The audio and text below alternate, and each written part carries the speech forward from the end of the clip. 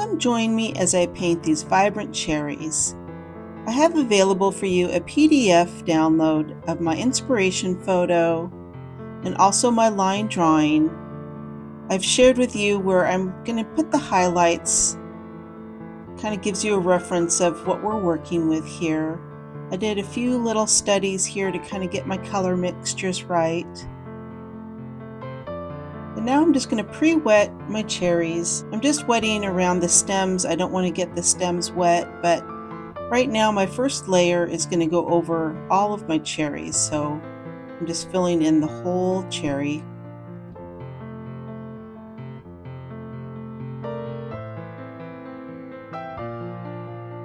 I'm going to be creating my reds from a warm red. I have a permanent red deep, alizarin crimson, and I'm using an ultramarine blue that's going to help me create my deeper reds for the shadows. So I'm just starting off here with my warm red.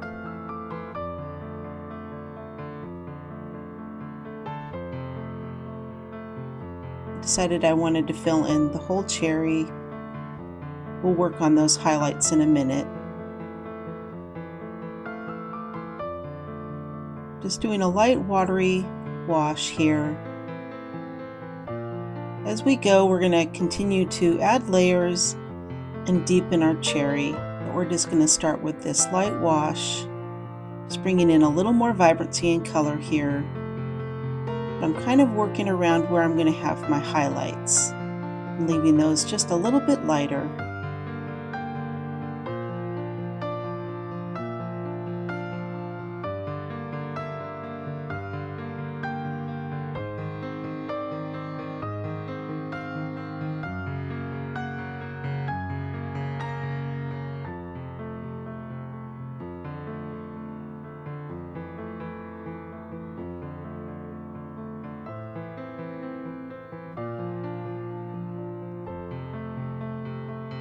I'm taking just a little bit of tissue. I'm just going to kind of soften where those highlights are going to be. And in a few places I'm just taking a wet brush, a clean wet brush, to brush out a little bit of that highlight. Now taking my hairdryer to just dry that first layer. Now I'm taking my deeper, cooler red. I'm going to place a little bit of water first because I want that deeper layer to spread softly over the top of the warm red.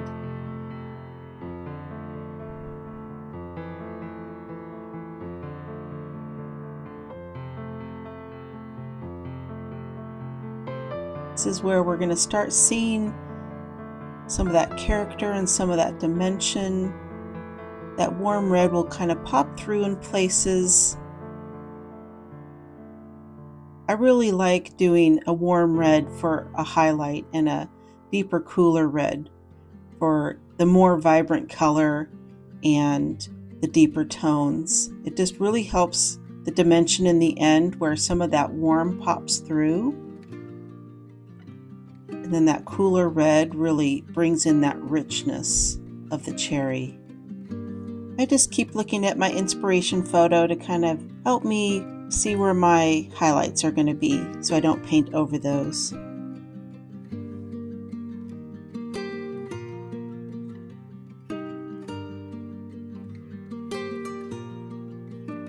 Taking a little bit of that ultramarine, making that deeper red, adding in a little bit of my shadow. While my cherry's still wet, it just helps it to spread softly. Don't want any harsh lines.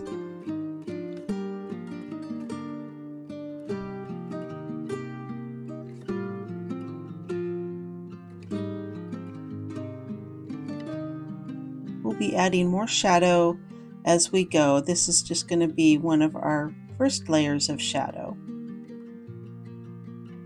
Now we're going to repeat what we did on our first cherry. I'm going to wet the areas that I'm going to add in my deeper, cooler red.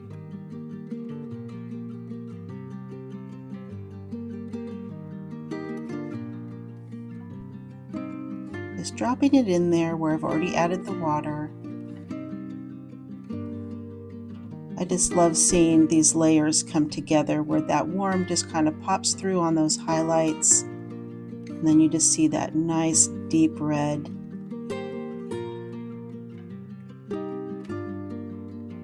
We're really starting to create our first layers of dimension here.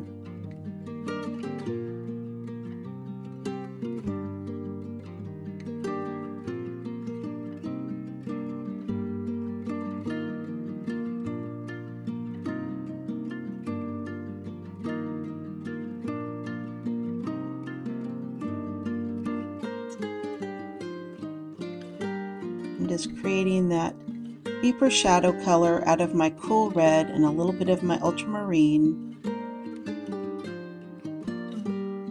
Just adding in those shadows. And where we place those shadows on the top really helps create the dimension of looking at the top of that cherry. Because each cherry here is a little bit different angle, so our shadows are coming from the same angle, but your placements really create that one cherry's tipped over and one's leaning forward.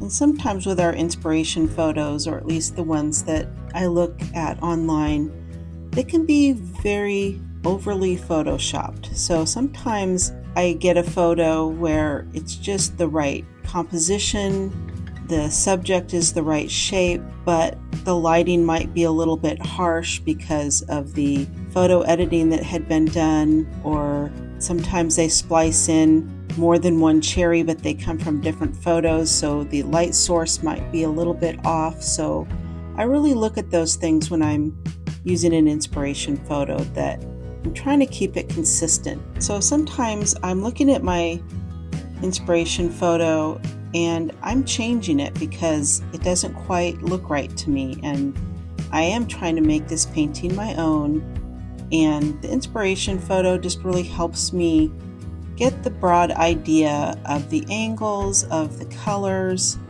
but it's really up to me to make it my own.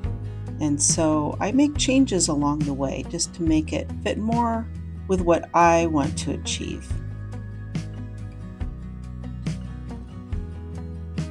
Now we're just working on our back cherry there. I just needed to add a little more warmth in that one.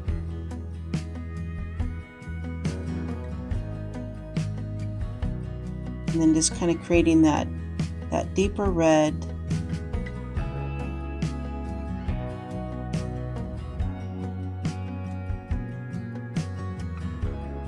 Later on we will kind of soften our highlights a little bit so they won't look quite so harsh.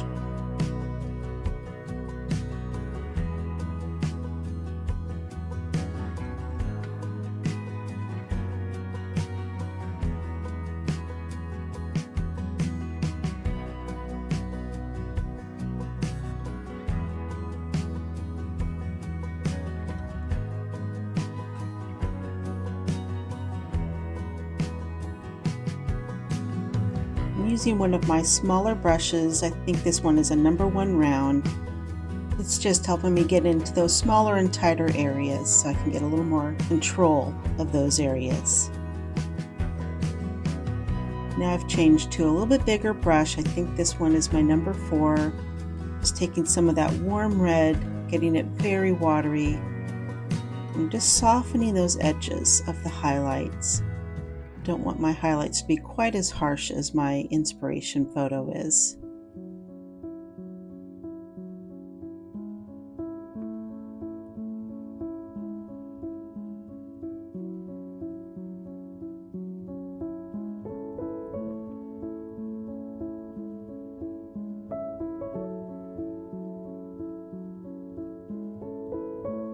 Just dropping in a little bit of water here. I'm going to add in some more of that warm red to bring back a little bit of that vibrancy and a little bit of that warmth that I might have lost on my last layer.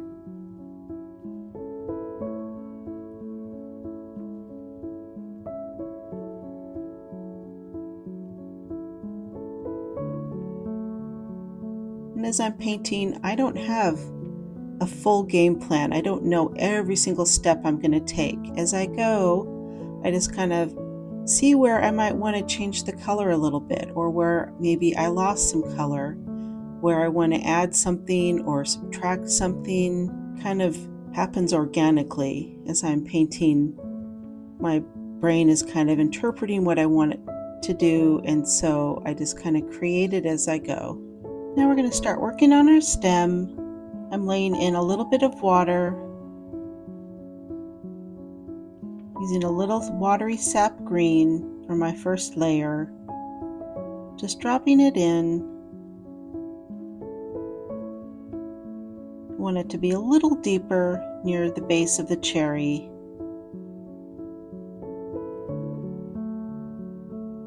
We'll work on the third stem after we finish the first two. We don't want all those colors to bleed together.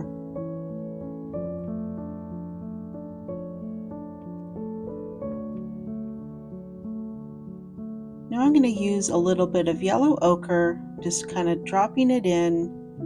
Kind of spreads with that green. It gives it some dimension and some texture and some interest.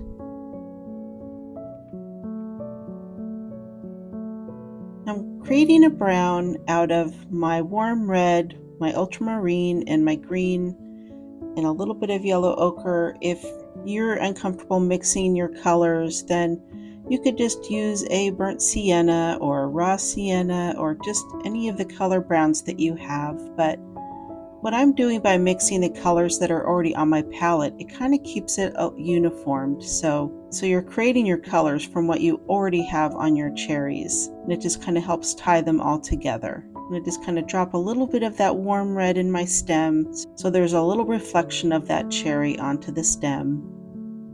When my first layer dries, I'm just tapping in a little more of that brown mixture, creating a little more dimension and texture on the top of that cherry stem.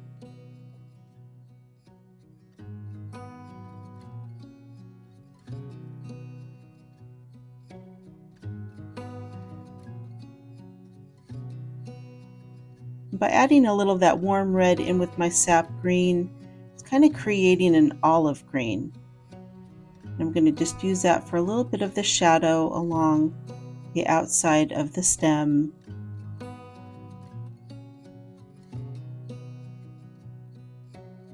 Back to using my small number 1 round. In this tutorial, I use my number 8 round for the washes in the beginning, and a number 4, and then for the smaller detail, my number 1. It's bringing a little more shadow at the base.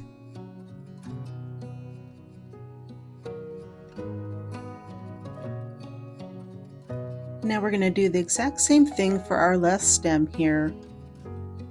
It's okay when I wet it down that red bled a little bit. Once the green is over that, it will look just fine. Just adding in my sap green, my yellow ochre,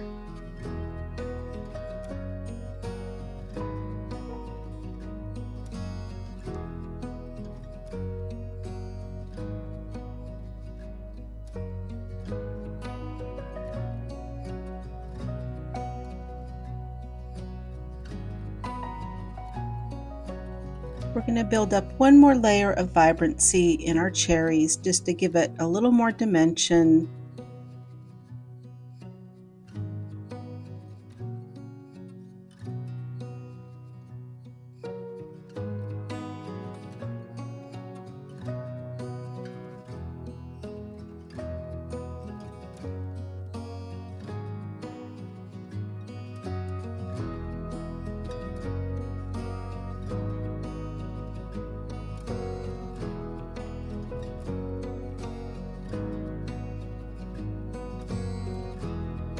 I'm just going to soften up those highlights just a little bit more.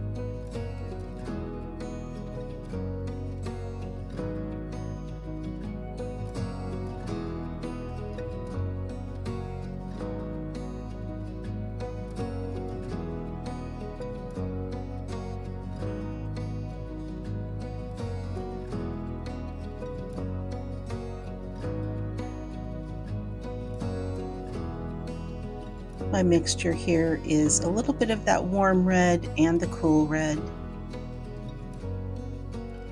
When I show you a close-up at the end, you'll see why all these little layers that I've done make a difference. That you'll see little bits peek out here and there, and that's what gives it the dimension. It's a little harder to see right now while things are wet, but in the end, it will all work out to be wonderful.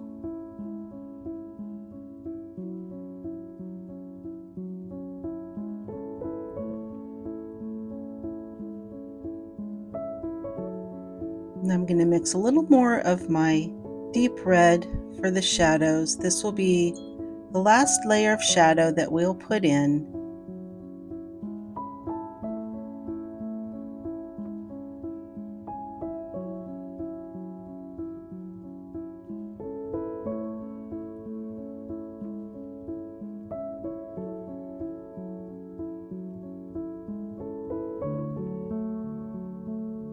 We're just making sure that our cherries look very round, very dimensional.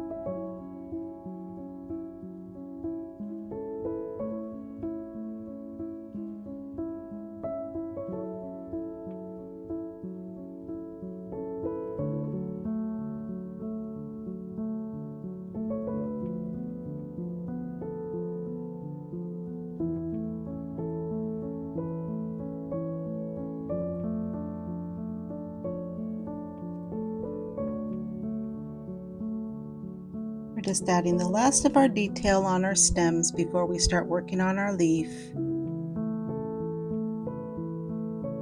Now I'm just going to wet down the leaf to start with.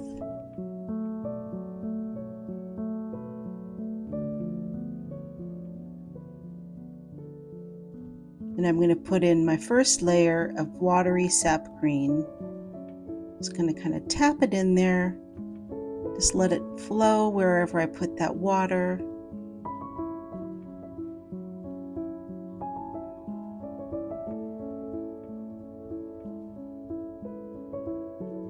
Drop in a little yellow ochre for some interest.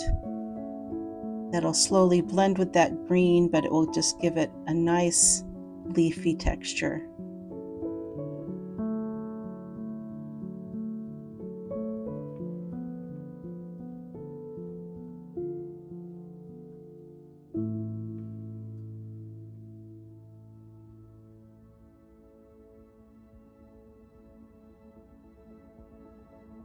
I'm going to tap in a little bit of that warm red. It helps tie that leaf in with our cherries. It's almost like our cherries are reflecting a little bit into that leaf.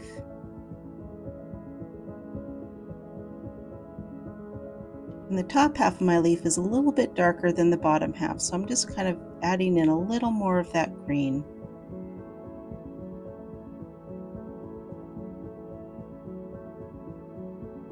I'm going to let that dry.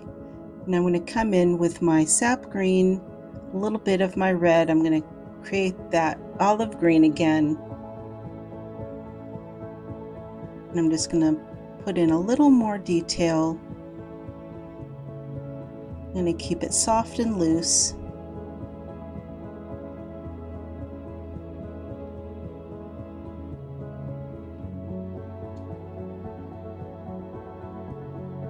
Just giving that leaf a little bit of texture.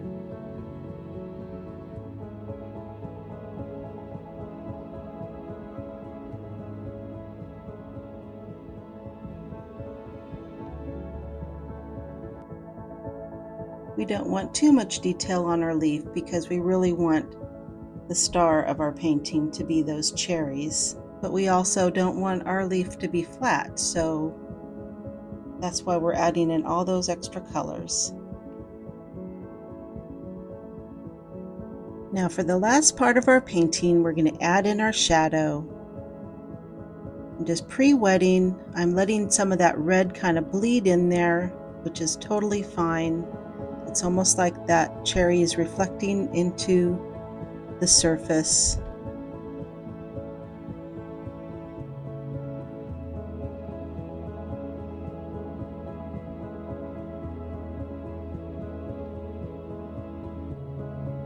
Now I'm going to take some of my blue and red, and I'm going to try to make kind of a deep purple for a shadow color. I'm trying to get it as dark as I can.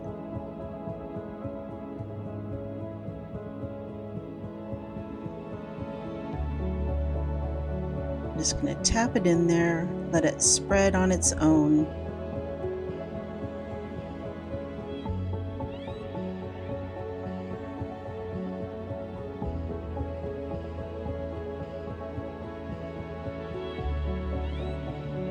I realize I can't quite get it as dark as I want, so I'm diving into my Daniel Smith Moonglow, where it's kind of a deep gray purple color. I'm just tapping that in there just to give it more dimension.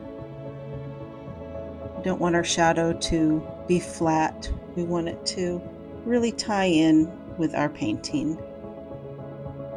Just keeping it very watery and loose.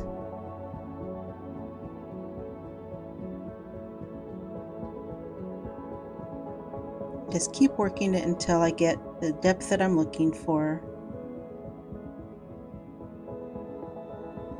And there you have it, your vibrant cherries. I hope you enjoyed the tutorial, that you learned something new, and that you want to give it a try.